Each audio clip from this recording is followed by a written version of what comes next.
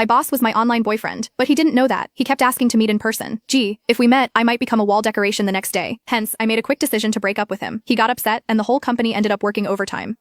How should I put this? For the sake of my mental and physical health, maybe getting back together with him wouldn't be such a bad idea. I was dating my boss online. Meeting in person? That was never going to happen. He didn't even know his online girlfriend was one of his employees. Lately, my boss had been in a bad mood. Everyone could feel it, so everyone had been extra careful. Even the usual breaks had been cut short. The boss had been working crazy hours, and no one dared leave before him. So our work days had stretched to 11 p.m. or 12 a.m., and I was starting to get dark circles under my eyes. My skin had been looking worse too. To be honest, I felt like I was probably the only one who knew the real reason behind his bad mood, but I couldn't tell anyone. The boss had had his heart broken, and unfortunately, the one who broke his heart was me. He didn't know that though. It all started when my online boyfriend of 2 years wanted to meet up in person. We met on social media. He had posted something asking for advice. Why can't I find a girlfriend? I clicked on it, and the post said, I'm a man, 6'2", 183 pounds, 25 years old, Ivy League graduate, with a master's in management and engineering. I'm currently the vice president of a listed company, with an annual salary starting at $500,000. I own a car and a house, but my looks are just average. I've never had a girlfriend. So what's the issue? The comment section was full of sarcastic remarks. Ugh, someone's fishing for compliments. Is this guy living in a dream world? Ivy League grad, just 25, and already a VP? Come on, get real. At least create a more realistic persona. As we all know, only family-run businesses give young people such high positions, but most of those rich kids study abroad. Being in a playful mood, I commented, maybe it's the looks. Post a photo and let's see. Then I closed the app. Not long after, I got a private message from the poster. Hi, can I send it to you privately? Though confused, I enjoy some drama, so I replied, sure. Then he sent me a photo. I almost spat my coffee out. He said he was 6'2", I'd believe 5'0" maybe. It was a selfie, with his face covered by his hand, and the angle made his head look huge, and his body tiny. His hair was sticking up like he'd just used some kind of hair gel, and he was wearing thick black-rimmed glasses, making him look both nerdy and awkward. But despite all that, his face was actually fine. Even though it was partially obscured, I could tell his lips, nose, and eyes all screamed handsome. Still, there was something about him that seemed oddly familiar. I mentally shouted, there are actually guys who don't realize they're good looking, while zooming in and out of the photo multiple times. With my helpful mindset, I typed out a few tips. Your clothes and selfie skills need work. Try frameless glasses, or better yet, wear contacts. And change your shooting angle. Tilt the phone slightly, making sure the charging port leans toward you. Also try pants that are a bit looser, like casual black ones. He replied, thank you so much. I didn't think much of it and moved on. But the next day, he sent me photos of his makeover, taking my advice to heart. The day after that, again. Then it went on for a few more days. I was getting tired of it when he suddenly asked if he could add me as a friend on Facebook and offer me a thank you gift. If someone was offering money, I'd be crazy not to take it. So I gave him my profile link. Moments later, an account with a familiar profile picture sent me a friend request. Wait, wasn't this my boss? I panicked, almost accidentally accepting his friend request. My heart sank, and I quickly restricted the visibility of all the previous posts on my feed. My brain raced, wondering if I'd somehow linked my private Facebook account to my company info. Meanwhile, he was typing for what felt like forever before sending a message. Thanks for all the help these past few days. Here's a little something for you. And then he sent me $7,000 via MetaPay, with the note voluntary gift. I was speechless. I compared his profile with the photo he sent me. Yep, it was the same guy, and he was indeed the boss of my company. I couldn't believe the sheer absurdity of the situation. But, after some hesitation, I accepted the money. After all, he didn't know it was me. The following day,